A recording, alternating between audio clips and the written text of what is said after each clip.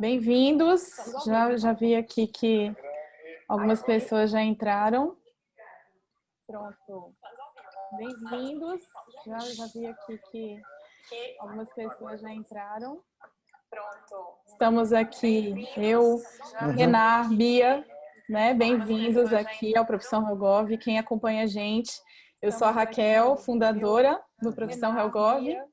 E quem não me conhece ainda, eu sou jornalista, especialista em ciência política, trabalho há 10 anos na área, né? E já passei pelos setores de telecom, radiodifusão e agroindustrial.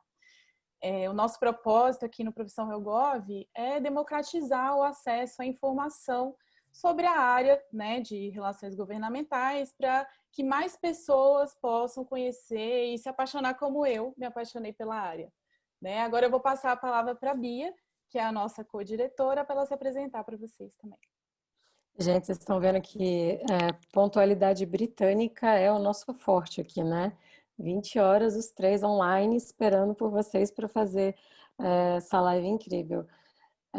Bom, gente, eu acho que vocês já devem ter visto a minha cara pentelha em alguns outros momentos. Eu sou cientista política por formação, apaixonada por tecnologia e meio ambiente, e hoje trabalho na área de Helgov para uma empresa que me dá a oportunidade de ter sinergia com o ecossistema que muito me motiva a discutir, trabalhar e etc. Então, eu junto duas grandes paixões, que é falar de Helgov e falar de tecnologia. E isso é ainda mais incrível quando a gente pensa no momento que é isso aqui, né? Que é o Profissão Helgov, que surgiu, né? Que é de uma necessidade que a gente já tinha reparado várias outras vezes de como o Helgov pode ser acessível para quem quer entender o que a gente faz, quem quer entrar no nosso ecossistema, quem quer viver um pouquinho do que a gente vive e até desmistificar, né?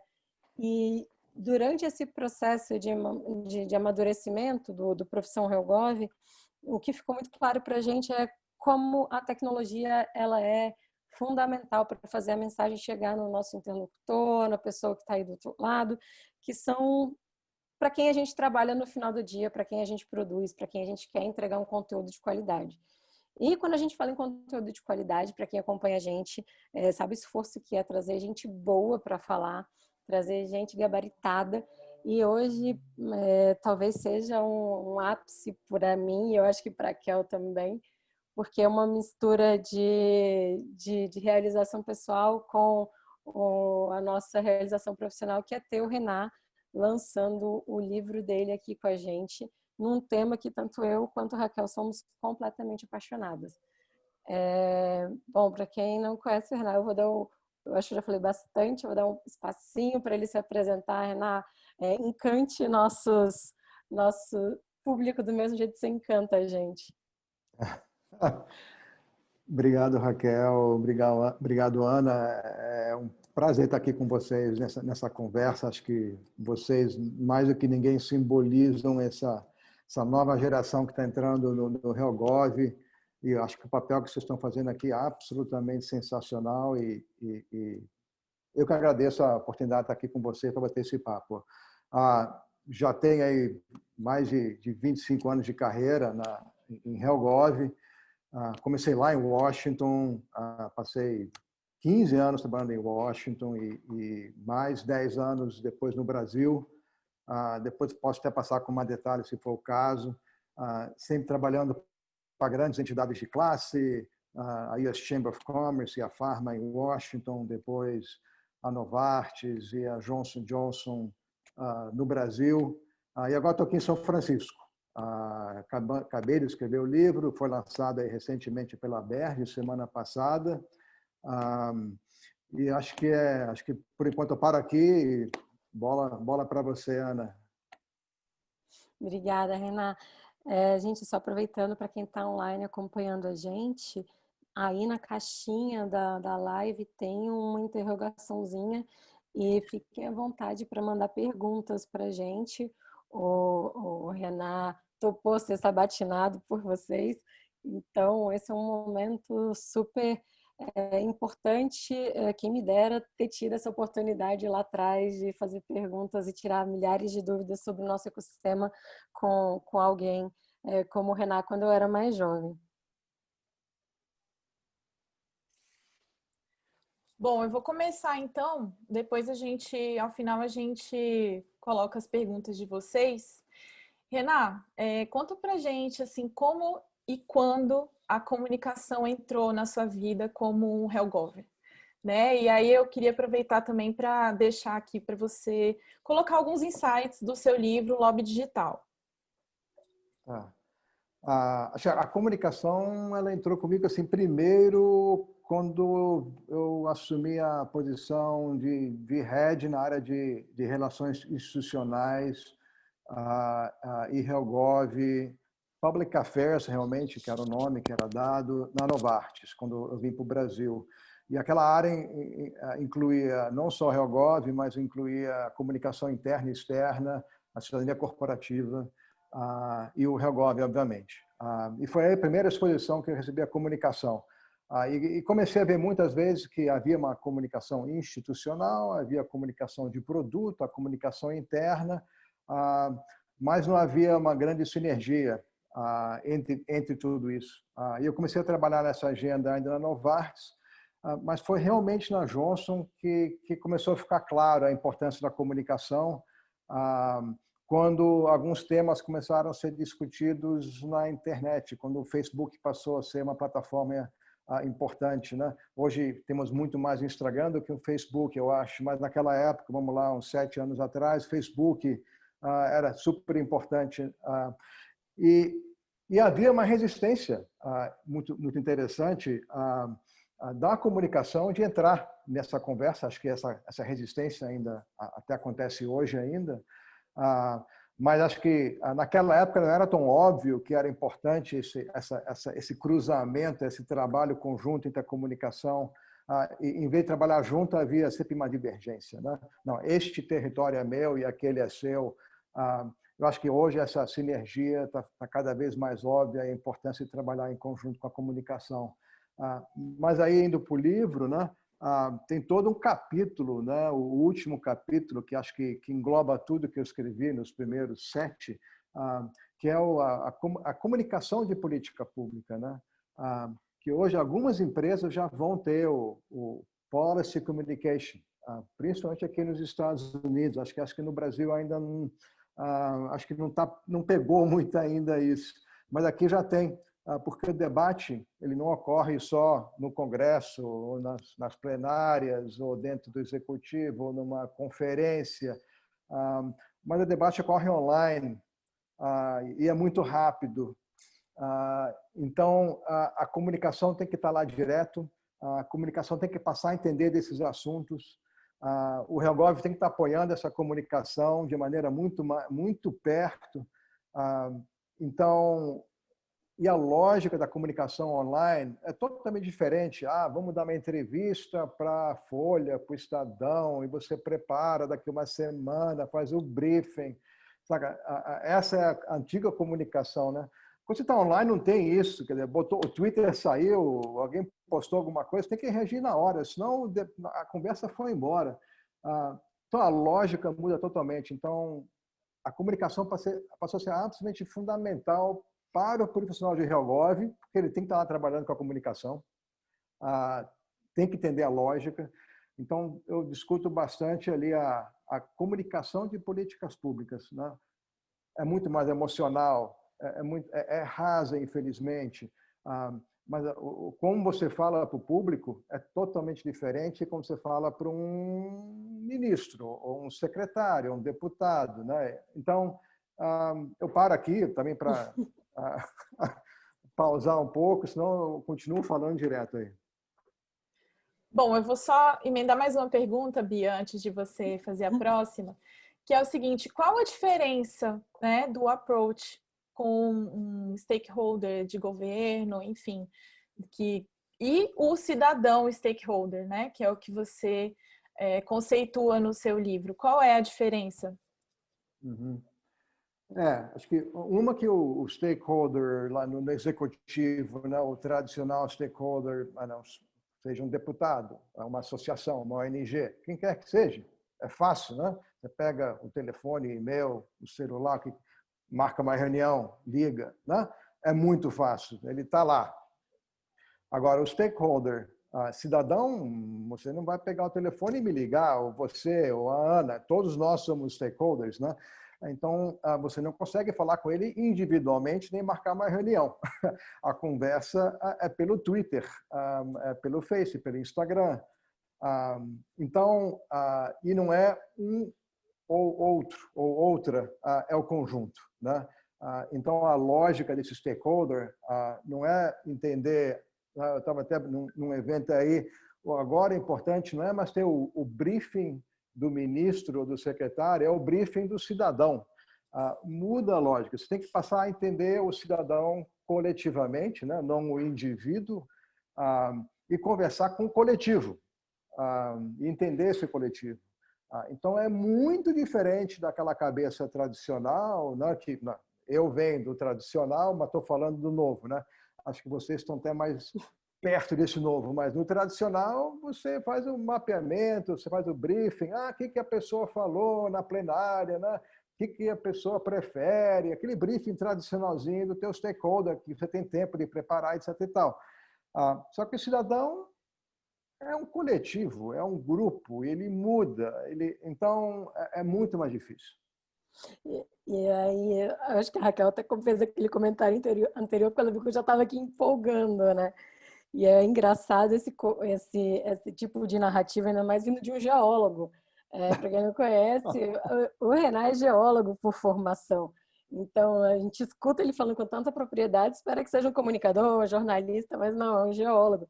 E aí até eu queria dar um passo atrás para a gente falar sobre isso, assim, como que o Renan, geólogo, se descobriu o Renan Rig, e como o Renan, geólogo, hoje se vê não mais como um Rig, mas como um comunicador, né? Porque o Rig agora virou um comunicador. Boa, Ana, perguntas difíceis.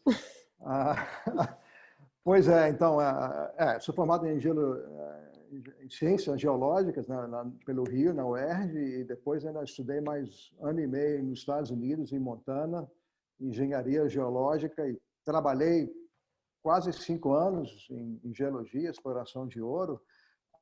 Então, realmente foi uma mudança bastante radical.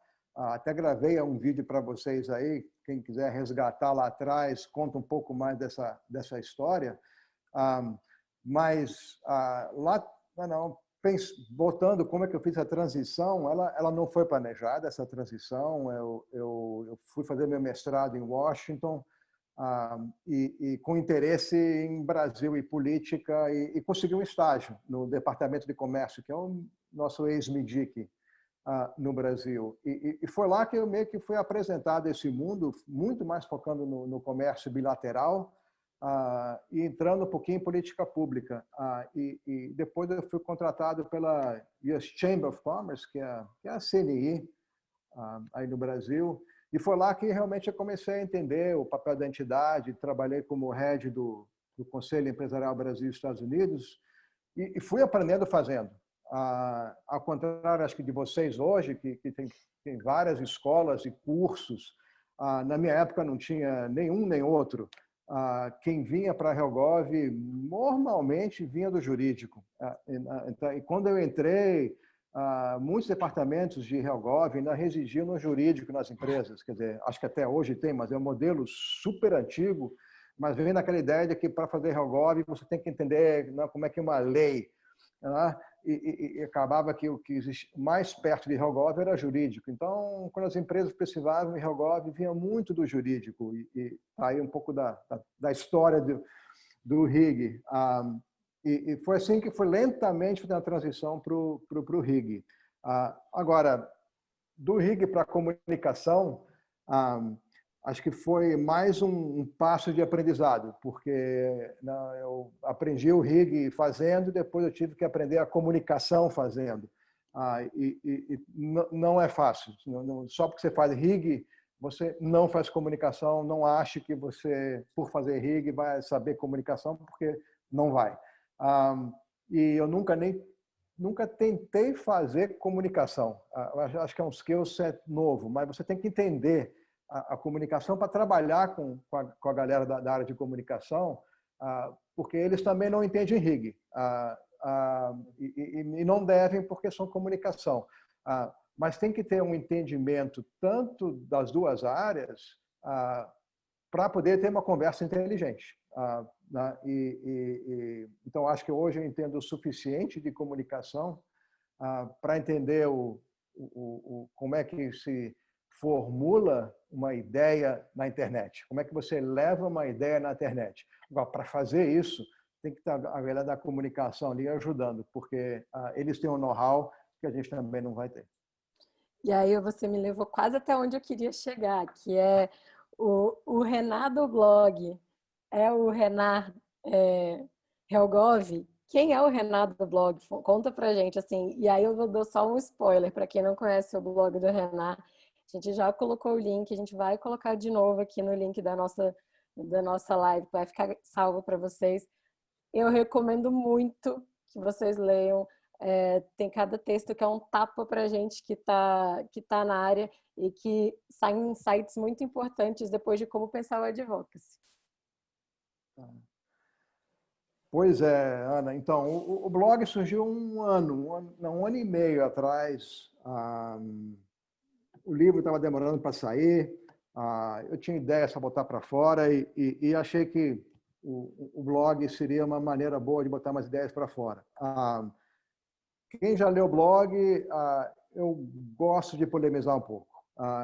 Botar a ideia que já foi ou que todo mundo discute, a princípio não me interessa que está todo mundo discutindo, então acho que eu não agrego muito essa discussão. Então, eu tento ler no blog, algumas coisas estão acontecendo aqui nos Estados Unidos que possam ser de interesse, porque as coisas acontecem muito rápido, né? Quando eu entrei para o RIG, eu falava, tem um tema acontecendo nos Estados Unidos e na Europa, daqui a meses ou anos vai acabar batendo no Brasil. Hoje, isso é muito mais rápido. Pode ser questão de dias ou questão de horas.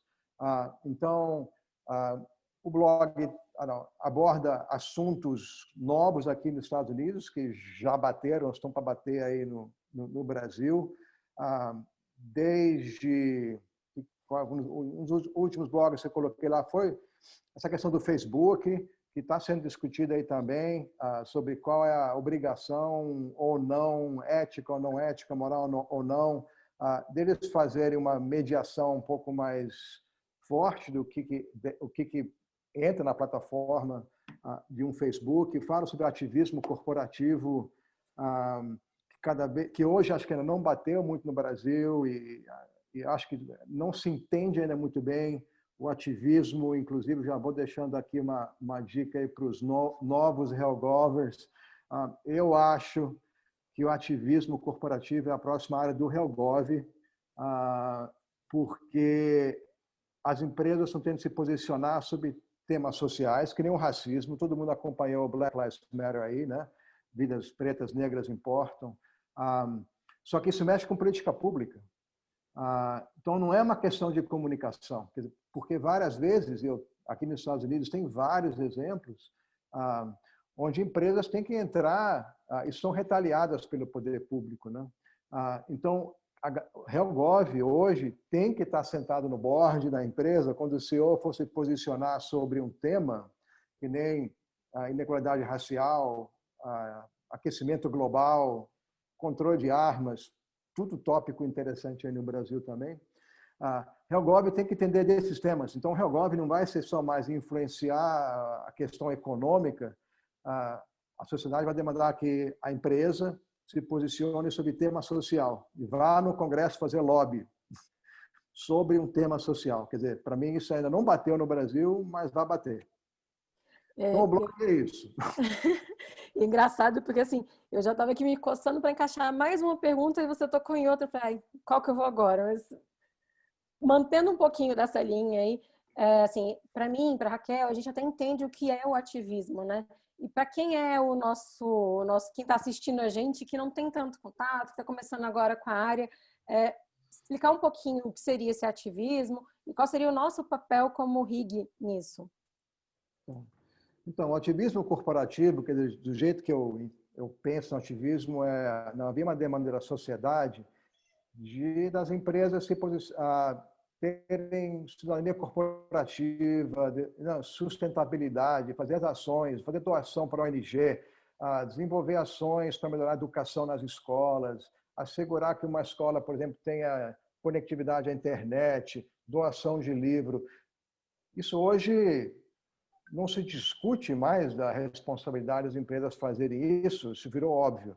A nova fronteira é o ativismo corporativo. É quando a sociedade não demanda isso, da sustentabilidade, meio ambiente e as ações de cidadania corporativa, é quando a sociedade demanda que a empresa e os empregados, inclusive, se posicionem publicamente sobre um tema social. Eles querem saber se a empresa defende ou não a questão do Black Lives Matter, se ela apoia ou não a questão do meio ambiente e o aquecimento global, o fogo na Amazônia. A Natura vai ou vai não se posicionar sobre os fogos na Amazônia? E não é só Natura. Então, um exemplo aí, para que depois quiser olhar, tem a Ben Jerry, a sorveteria americana. Eles apoiaram uma petição online do Greenpeace e de outras ONGs contra a MP 910 da grilagem no Congresso brasileiro. Isso que é ativismo corporativo. Eles estavam fazendo lobby via uma petição, uma questão sendo discutida no Congresso brasileiro. A Ben Jerry, economicamente, tem zero interesse na MP da grilagem. É porque eles têm eles são uma empresa ativista DNA absoluto, né? Então, este é o ativismo corporativo, né? No seu extremo, o extremo aqui não quer dizer extremo de radical. No sentido mais puro, é você fazer lobby, mas também a sociedade espera que você se posicione, que você defenda a participação num movimento. Por exemplo, quando os Estados Unidos saiu do Tratado de Paris, que trata sobre aquecimento global e restrições da emissão de CO2, várias empresas nos Estados Unidos assinaram uma petição e um artigo que foi público, se posicionando contra uma política pública. Isso é ativismo. Agora, o RIG tem que estar lá. Você não pode se posicionar sobre uma questão de política pública, aquecimento global, qualquer que seja, sem o RIG estar presente. Só que essa não é mais aquela questão que a gente é treinada para fazer. Não, vamos lá no Congresso, falar sobre o projeto de lei, vamos na Anatel, vamos na Ancine. Não, isso é uma questão pública, por isso a comunicação tem que estar junta. O RH tem que estar junto, porque várias vezes os funcionários querem saber o que a empresa pensa sobre o aquecimento global. Então, é algo completamente novo, que acho que ainda não bateu muito no Brasil, mas o movimento Black Lives Matter foi o primeiro gostinho para se ver deste novo mundo que está surgindo aí. Kel, só antes de você fazer uma pergunta, para você ver como esse tema ele é um tema novo, mas ao mesmo tempo desafiador. Já temos algumas perguntas para emendar, mas a gente vai deixando para o final para juntar tudo e colocar. Tá bom. Perfeito. Renan, você estava colocando algumas questões que a gente acompanhou nos últimos tempos. Então, assim, pensando nesse ambiente volátil, né, o mundo VUCA, você entende que o ativismo digital ou o lobby digital, ele tem mais riscos ou mais oportunidades para as empresas? Ambos. Acho que vem com riscos e oportunidades. Eu diria que o maior risco é não entrar nessa conversa, porque se o outro lado faz uma estratégia digital e você simplesmente ficar sentado à margem, é capaz que a estratégia digital ela simplesmente te leve embora. Uma analogia que eu uso, que várias vezes o tsunami, ele vem e derruba. Se você tiver a margem dessa conversa, com certeza não, porque não existe certeza, mas a probabilidade é alta que você, vai ser pego de surpresa, e dois, você vai ficar para trás. Então, Agora, existe o risco de participar também, ainda mais como sendo uma empresa. Então, para uma empresa participar, eu falo isso muito no livro, e antes de entrar realmente na estratégia digital, você tem que criar confiança. Na hora que você trabalha com a sociedade, você tem que ter a confiança da sociedade. E que não é a reputação. E no livro, inclusive, eu falo a diferença de reputação com confiança. Então, você tem que criar confiança com seu stakeholder, e nesse caso, o seu stakeholder é o público, é a sociedade, é o cidadão. Então, esse é um processo longo, se você entrar simplesmente para conversar e pegar de novo o exemplo do Black Lives Matter, muitas empresas entraram para falar sobre o tema e a sociedade falou, pô, mas não falar não adianta, né? Várias empresas, a McDonald's nos Estados Unidos é um exemplo clássico. A McDonald's entrou na conversa e entrou super mal, né? E a sociedade, quem quiser depois ler, com certeza vai ter artigos sobre isso. Então, você tem que entender a sociedade e o risco, né? Se você entrar nesse lobby digital sem entender como é que essa conversa se dá online, você pode se dar mal na parada também. Então, agora, tem várias oportunidades. E uma das oportunidades é que o poder público ouve. Na hora que você mobiliza a sociedade em prol de um tema, e ONGs tem muito mais tradição em fazer isso, o movimento da sociedade civil organizada tem muito mais tradição, as plataformas da Vice, por exemplo, ou ONGs que nem a Greenpeace, existe uma tradição de anos já. Agora, isso não quer dizer que empresas não possam e não devam. Uber já fez várias vezes. Uber, no Brasil, tem um caso de sucesso, que eu conto no livro. Uber, em Austin, Texas, tem um caso de fracasso, que eu não conto no livro, porque não deu espaço. Mas, então, vou online porque tem garantia de sucesso. Não tem garantia de sucesso. Então, tem oportunidade, tem risco. Para minimizar os riscos e maximizar a oportunidade, entre logo, aprenda, né? Não espere por mais 5 anos para ser pego 3 vezes de surpresa no meio do caminho. Nossa, Renato, inclusive você levantou um ponto que eu estava doida para te perguntar, que é quando a gente pensa nessa comunicação que a gente quer fazer, e aí não vale só, né, para ativismo corporativo, mas para qualquer atividade de RI que a gente queira fazer no ecossistema digital, a gente precisa ter noção da empatia do discurso que a gente tem que gerar, de quem é o mensageiro que está recebendo aquela informação, quais são os valores que a gente está colocando ali, ou seja, quão fiel a gente está sendo aos valores que a gente está colocando ali, e principalmente o quanto aquilo é um promotor ou um detrator de reputação. Existe hoje uma forma de calibrar isso? Teve até uma discussão mais ou menos bem semelhante no Public Affairs Council sobre isso recentemente. Você tem alguma coisinha para trazer para a gente sobre isso? Olha, você colocou várias questões aí, eu não sei se eu consigo endereçar todas, mas uma que eu mais gosto, que você colocou, é valores. Hoje o debate online, e isso tem muito a ver com a comunicação de política pública, é pautada por valores, né? Então, no RIG, a gente não pensa em valores. Não, eu vou levar minha mensagem técnica, vai lá, né? Não, a minha proposta de política pública é melhor porque A, B, C, D, porque ela é transparente, porque ela dá crescimento econômico, dá aquelas 3 ou 4 mensagens que você quer deixar com o teu interlocutor. Só que a conversa online, ela não é muito pautada por estes pontos, ela é pautada por valores, né? Então, hoje, a questão dos valores, né, se você está pensando numa empresa, ela é absolutamente chave. Você, saber os seus valores, né? 2, saber comunicar os seus valores. 3, você colocou quem recebe. Quem recebe tem que entender seus valores, que isso aí cria a tal confiança que eu falei. Mas a mensagem tem que estar estruturada na forma que ela conecte, e você mencionou isso, Ana, com o teu interlocutor. Porque a mensagem vai conectar se os valores, se os seus valores, a sua mensagem estiver articulada num framework, eu não sei aí a palavra em português para isso, né, se ela estiver dentro de um contexto de valores que conecta com os valores da tua audiência. Né? Não sei se isso é muito claro, mas talvez exemplificando um pouco e trazendo o Black Lives Matter, né? As vidas negras importam.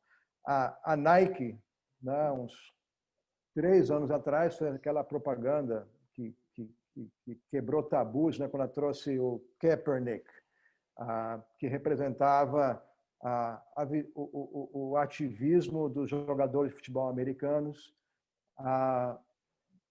durante o hino nacional que tocava nos estádios. Ele se ajoelhava em protesto à violência policial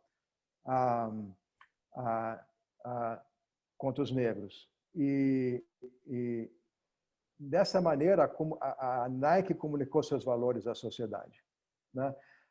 Então, é isso que eu falo, valores. Então, na hora que ela deixou muito claro para a sociedade os valores. Isso não impediu, no entanto, que é algo super importante, Ana, só comunicar valores não adianta.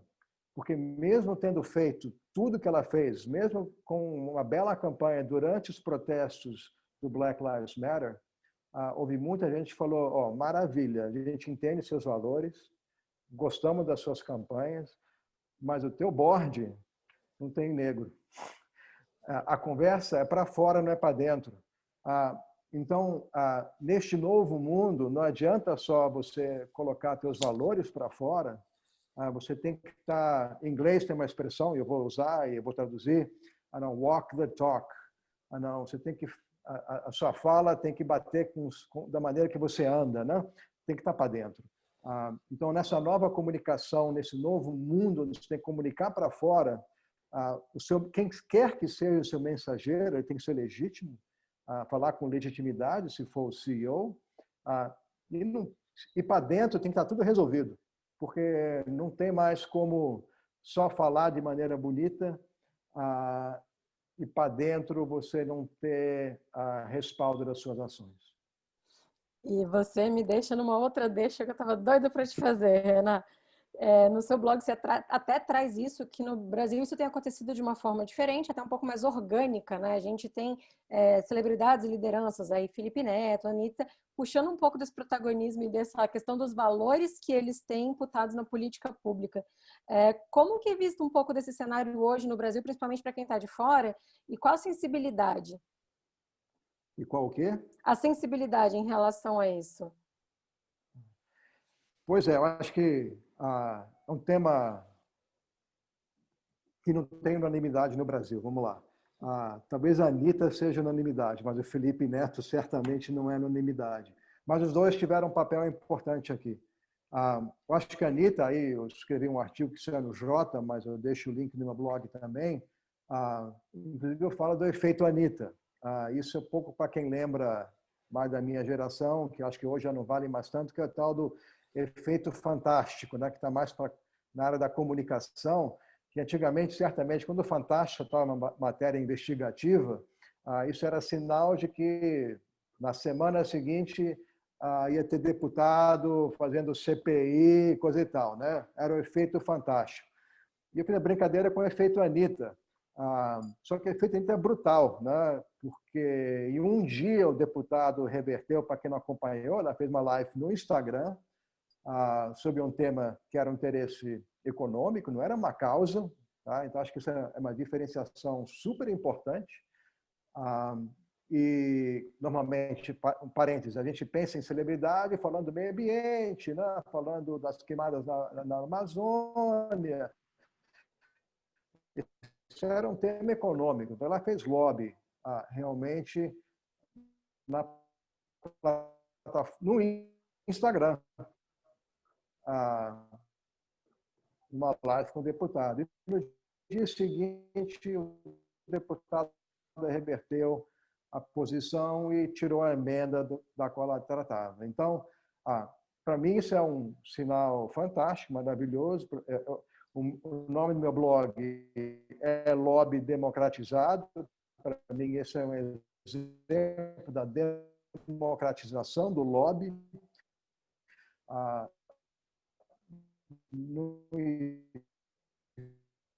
existe existe motivo para achar, e no livro eu falo isso, que o lobby é monopólio do Rig. A gente acha que este é o nosso monopólio, mas na hora que tem um cidadão fazendo lobby, o argumento que o cidadão faz lobby, você democratiza esse processo. Todo mundo faz.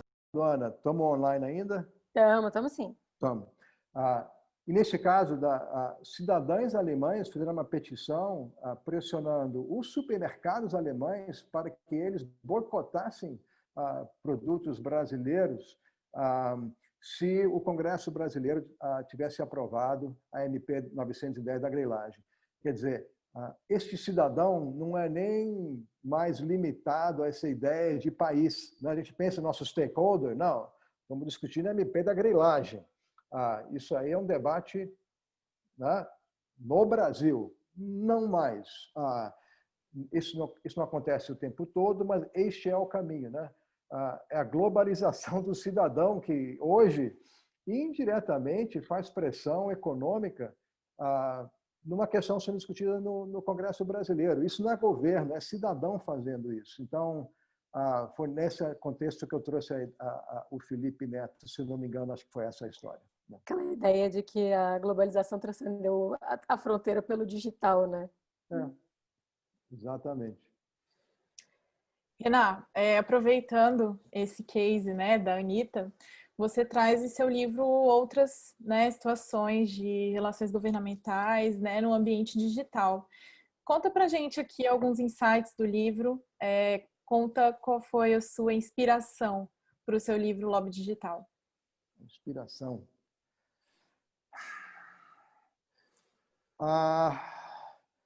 Bem, deixa eu ver aqui. A principal, acho que, inspiração foi que eu comecei a perceber. Eu estava na Johnson ainda, faz o quê? Faz uns 5 anos, mais ou menos. Eu comecei a perceber que o lobby estava mudando. Acho que hoje está muito mais óbvio, tem um monte de caso para contar, então, né, fala de Felipe Neto, fala da Anitta, aconteceu 3 meses atrás, mas 5, 6 anos atrás isso não era tão óbvio. Mas mesmo assim eu comecei a ver governos chamando o cidadão para a conversa. Ciências comportamentais começou nessa época, 6, 7 anos atrás, e governos estavam começando a usar essa metodologia para desenvolver política pública. Comecei a ouvir algo chamado policy hack, que hoje é bem mais normal, mas 5, 6 anos atrás, quando eu começava a falar com meus pares e falar de policy hack, ninguém fazia nem sabia que era hack ou hackathon. E se se olhar, em 2015, o governo da Austrália fez um policy hack. Então, eu falei, pô, alguma coisa está acontecendo aqui que eu vou ter que entender e trazer para dentro da Johnson & Johnson. Isso. A ideia inicial não era realmente escrever um livro, só que eu comecei a ler. E quanto mais eu lia, mais ideias estavam aparecendo, coisas que eu não tinha ainda, do ponto de vista de Helgov, nem visto, nem entendido. E acabei que entrei em áreas que não tem nada a ver com Helgov. E o livro, quem já leu ou quem vai ler, vai ver que o livro aborda vários temas que não tem nada a ver com Helgov, porque o Helgov está mudando. E vários dos livros que hoje tem, tanto no Brasil quanto nos Estados Unidos, não vão falar sobre isso. E foi assim que o livro começou a nascer, que virou projeto fim de semana. Fim de semana eu começava a escrever, falei, pô, tem umas coisas legais aqui, ninguém está falando nisso, eu nunca pensei em escrever um livro, mas falei, vou tentar. Que nem a Ana falou, eu sou geólogo, né? Imagina agora virar Helgov e ainda escrever um livro. E aí o livro nasceu disso. Aí quando eu vim aqui para São Francisco, eu tive realmente tempo para sentar e fechar o livro. Mas o que me inspirou foi que eu vi que as coisas estavam mudando e que não tinha nada escrito para Helgov neste mundo que está mudando. E o livro tenta fechar essa lacuna. Ele não trata do beabá de Helgov. Ele é simples. A ideia do livro surgiu de vários livros americanos que falam com muito caso, linguagem simples, acessível. A ideia do livro nunca foi ser arrogante, difícil de entender, é muito mais storytelling, mas serve tanto para quem está entrando, quanto para quem já está há muito tempo, porque trata de temas né, de que quem está há muito tempo ainda não leu a respeito. Renan, a gente, voltando, né, aquilo que eu coloquei antes, a gente vive nesse mundo VUCA, né, a volatilidade das coisas é impressionante. E agora uma polêmicazinha. Você acredita que essa é uma reinvenção do lobby e que é uma tendência que veio para ficar ou é uma tendência que daqui a um tempo já vai embora? Boa. Sabe que eu nunca fujo de polêmica, muito pelo contrário. Então, convive. Acho que essa inclusive, a lógica que eu coloco no livro. Não dá para esquecer, o lobby tradicional continua, o one-on-one, as reuniões nos gabinetes, na minha visão, continua, independente da pandemia. Acho que tem muita gente que está vendo hoje as reuniões via Zoom, né, com as agências, com o Ministério, com o Congresso. Isso acontece aqui nos Estados Unidos também. Este lobby eu não chamo do lobby digital. Tá? Isso simplesmente substitui um pelo outro. Em vez de fazer um one-on-one no gabinete, eu faço um one-on-one ou uma reunião com vários. A lógica é a mesma, então não muda. O lobby digital não é isso. Eu já tive algumas perguntas.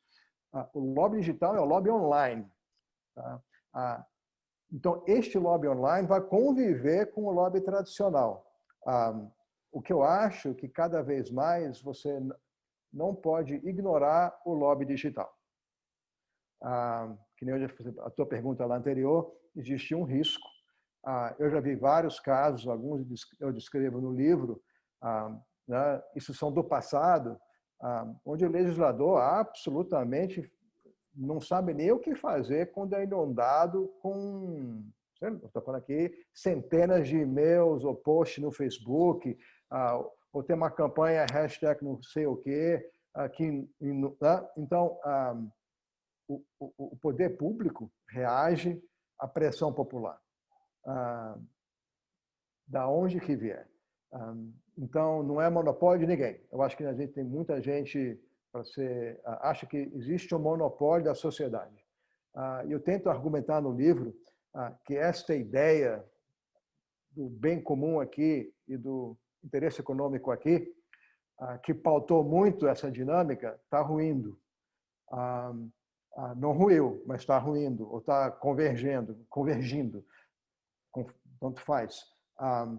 Mas todos esses princípios, se você não entender que a lógica deste mundo online é outra, que o contexto onde o lobby digital se dá é outro do lobby tradicional, você está se arriscando demais. E eu vou usar um pouco da deixa da Raquel. Por incrível que pareça, a gente está quase 45 minutos aqui conversando e é uma aula cada conversa com a Renan. Renan, a Raquel trouxe um ponto super importante, que é justamente isso, né? Essa mudança ela obriga que a gente esteja cada vez mais adaptado a um novo ecossistema, novas ferramentas, novas habilidades. O Renan de hoje, o que o Renan de hoje falaria para o Renan que estava começando na carreira no seu primeiro dia? O que eu falaria para mim? Eu acho que o que continua válido é o aprenda fazendo. Eu acho que muito do Helgov você vai aprender no dia a dia. Agora, estude. Estude porque uma coisa que o livro tenta fazer é trazer algumas teorias de Helgov que foram desenvolvidas para o Helgov analógico, trazendo essas teorias para o Helgov digital. E é importante você entender conceitos. É super importante você entender o processo legislativo. Quer dizer, o lobby digital não é, acho que o nome é panacea, não resolve tudo. Tá? O lobby digital só existe se você entender o processo legislativo e atuar em sinergia. Então, tomar cuidado para não entender o lobby digital. Não, vou postar alguma coisa, vou botar uma comunicação alinhada com meus valores, que o Renan falou, e o negócio vai. Não é bem assim. Então, estude e entenda o processo legislativo, ou executivo, ou regulatório, absolutamente importante. Agora, inglês, acho que no vídeo que eu gravei lá para vocês, inglês acho que é absolutamente crítico, principalmente se você quer uma carreira no mundo empresarial. Não vive sem inglês, não sobe sem inglês, não aprende sem inglês. A maioria da literatura, hoje já tem muito livro traduzido em português, mas muitos não. O importante aqui é se diferenciar, e o inglês acho que é um grande diferenciador, e estudar é um grande diferenciador. Então, o que eu fiz diferente? Eu não tive o estudo. Eu sempre li por conta própria, estudei por conta própria. No meu tempo, acho que isso era ok, porque não tinha cursos, nem aqui nem fora. Ou não, aqui não estou no Brasil, mas não nos Estados Unidos nem no Brasil. Então, acho que hoje é absolutamente importante você estudar, porque a bagagem acadêmica é importante. Eu acho que é isso.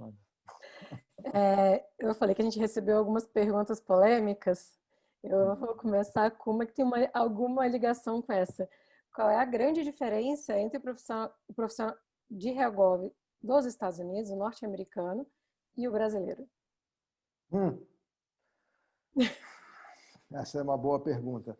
Algumas coisas que são muito diferentes daqui dos Estados Unidos, do Brasil, que é o PAC. Aqui você pode legalmente dar dinheiro. No Brasil você podia, mas não era muito transparente. Hoje não pode mais. E aqui você pode dar dinheiro legalmente para os deputados, para os senadores, e grande parte da estratégia de lobby no Congresso americano passa por isso. Então, essa, por exemplo, é uma diferença assim, fundamental entre o lobby nos Estados Unidos e o lobby no Brasil. Até um tempo atrás, o lobby nos Estados Unidos ele era bastante mais pautado pela troca de informação do que o lobby no Brasil. Eu acho que isso está mudando. Cada vez mais a informação passa a ser a moeda de troca no Congresso brasileiro também. Eu acho que cada vez mais a diferença entre os dois vai ser menor por conta disso, por conta do lobby digital. Eu acho que tem bastante similaridade entre o Brasil e os Estados Unidos nessa questão. E para um tema que não responde à pergunta, mas é outra similaridade, são duas sociedades divididas. Então, a lógica do lobby vai ser similar. Porque, estou saindo um pouco da pergunta, mas acho importante, porque o profissional de RIG vai ter que passar a entender sociedade. Normalmente a gente pensa muito em entender o sistema político, o econômico, e na hora de fazer briefing, né, e falar sobre o ambiente, a gente fala nesses dois. E o lobby digital não tem muito interesse nesses dois, você tem que entender o contexto social. E os Estados Unidos e o Brasil são muito semelhantes nesse contexto social. A transparência e ética, eu não acho necessariamente que existe uma grande diferença entre os dois congressos. E o lobby tem escândalos nos Estados Unidos e tem escândalos no Brasil.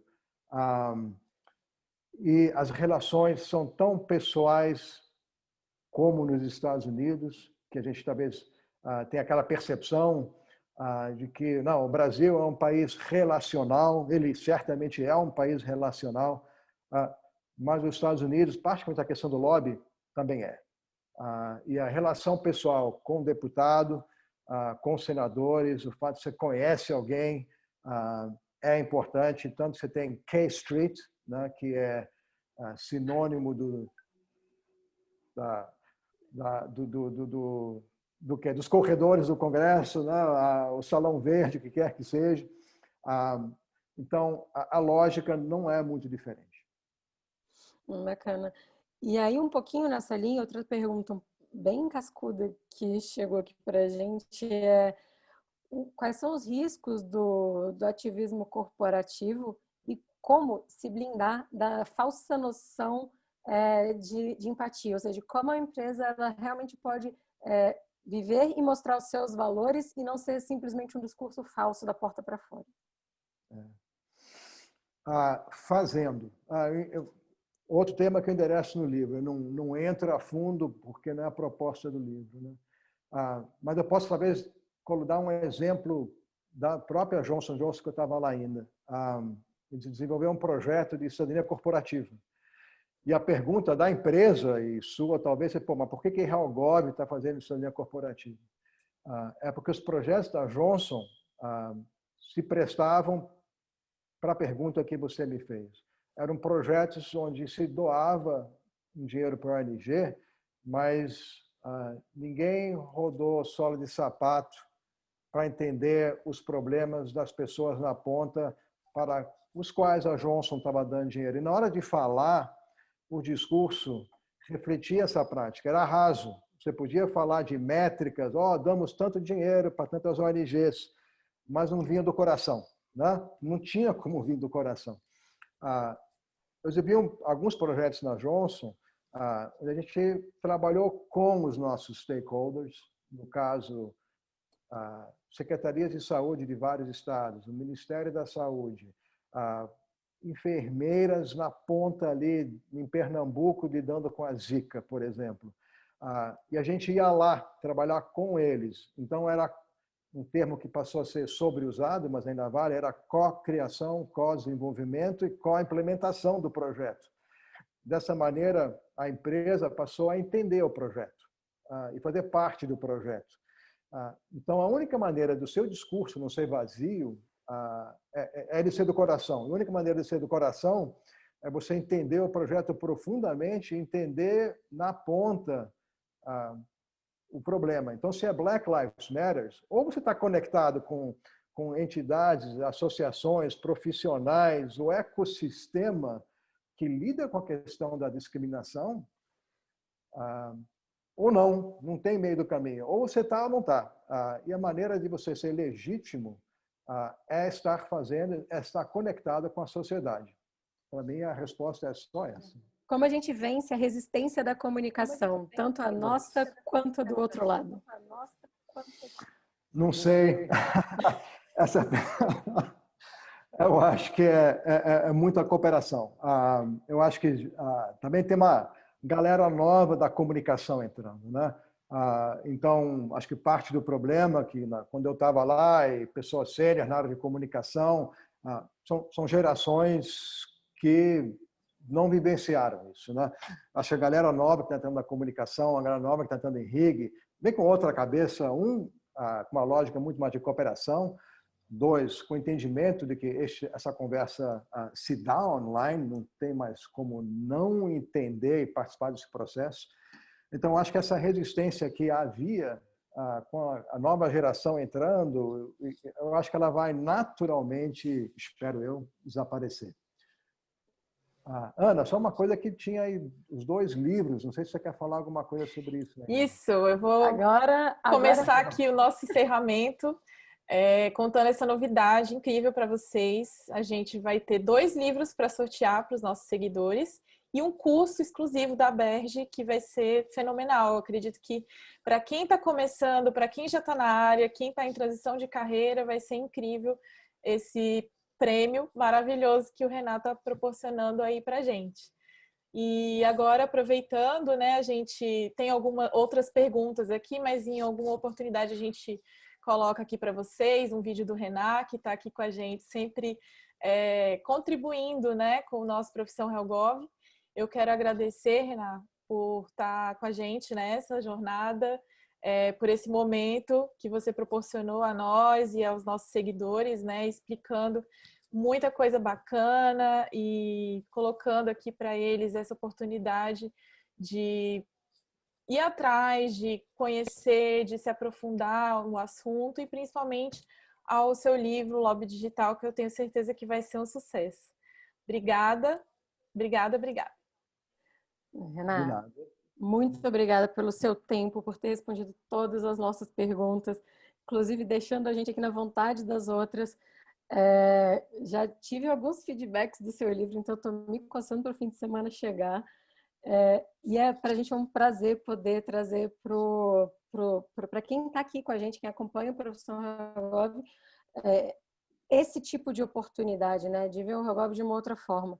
E principalmente para a gente uma honra contar com o seu apoio aqui. Como a gente falou no começo, o Renan para a gente é uma referência profissional e para a gente é um prazer ter ele aqui. E a gente quer que as pessoas também tenham esse acesso à informação e conheçam os profissionais da forma como a gente às vezes tem a oportunidade de conhecer. Então, eu só tenho que te agradecer pela oportunidade, pelo suporte, por acreditar no projeto e por nos dar essa oportunidade de difundir conhecimento. Cara, de novo, obrigado. Acho que eu que agradeço uma chance de conversar, ouvir algumas perguntas aí, por mais difíceis que sejam para responder. Não teve nenhuma aí que eu achei super difícil, podia ter bem mais complicadas. Então, obrigado por não perguntarem coisa muito difícil para mim. Estou no meu blog, para quem depois quiser dar uma olhada, que é o Lobby Democratizado. Lá vocês conseguem mandar pergunta também, ou discordar de mim, se for o caso. Sempre à disposição. Obrigado pelo bate-papo. Adorei, como sempre. Obrigada. Tchau, pessoal.